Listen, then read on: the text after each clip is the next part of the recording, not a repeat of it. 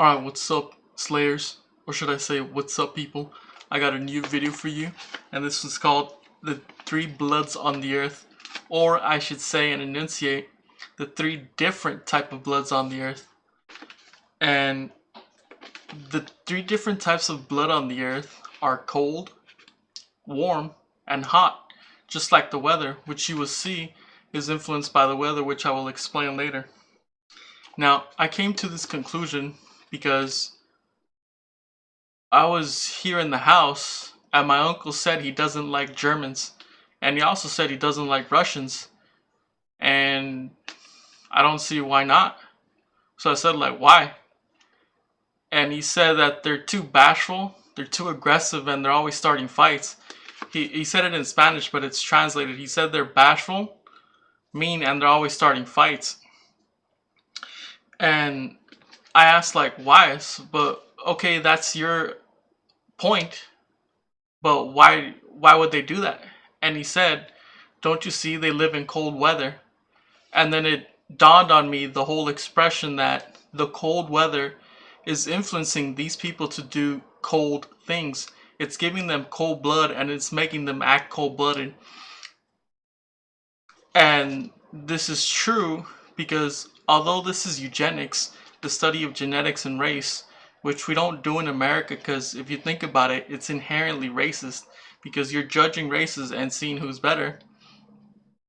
You can make this conclusion because Germany, which is one of the coldest countries, started World War II. The Vikings, which were famous for rape and pillaging people, are from Norway and Sweden, from the ice tundras of Norway and Sweden.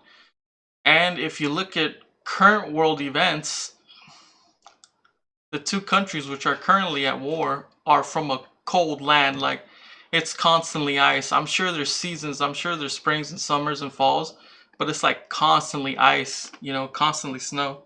So you might be wondering, which are you? I'll tell you mine first and then I'll tell you yours. I'm warm-blooded. At first I thought I was hot-blooded and I was worried, like, that's not good, the blood is boiling. But I told my uncle and he said that we're warm. And genetically I'm Mexican, and Mexicans don't act hot, and we're really not cold. We're warm. We're I wouldn't say like especially like sweet or friendly, but warm, like warm and kind of friendly to people. So the cold countries on this earth, which gives people cold blood, men and women, is from cold weather lands. So this is like Europe, especially Northern Europe and Eastern Europe. It also includes America and Canada, but America and Canada have different genetics. Plus, it's not that cold, so it's not to make here in America us cold or Canadians cold-blooded.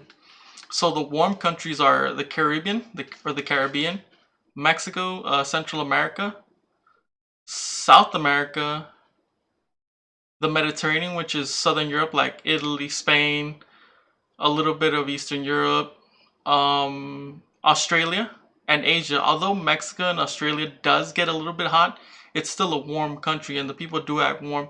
And hot blood, which makes your blood like boil, makes it too intense and too energetic, which I've seen in different countries, not so much people, but in different countries, cultures, is Africa and Arabia. Now I can tell you examples because in Africa they wear like these really intense colors and they dance like tribal drumming, and it looks like really hot, really intense. And in Arabia, that could lend itself to like conviction and faith, because is there such a thing as too much faith? Maybe it is, because when you're like suicide bombing, terrorist bombing, then I'd say that's too much faith because you're hurting people. Plus, they're really strict and they pray like 3 times a day, so that hot temperature is making them act that way. So I'm currently seeing this in, so that's, let me get back to it, that's your blood, that's the countries on the earth, and I'm currently seeing this in world events.